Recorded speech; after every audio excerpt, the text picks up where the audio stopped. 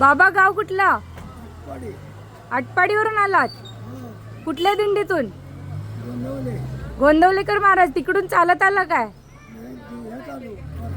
किती वारी केल्या आतापर्यंत? 10-15 वारी झाल्या. आणि कोण आलंय घरातलं? कोण नाही आलं? नाव काय तुमचं?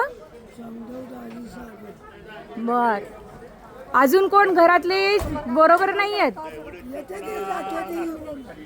बर बर. वय किती तुमचं?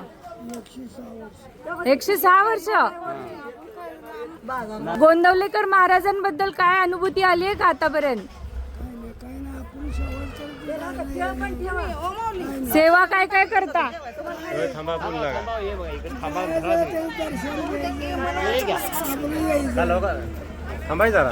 गोंदवल्याला कधी जाता? प्रत्येक पौर्णिमेला जाता का? वारीत पण सगळ्या कार्यक्रमाला तुम्ही होता. झोप काय नाही का तुम्हाला?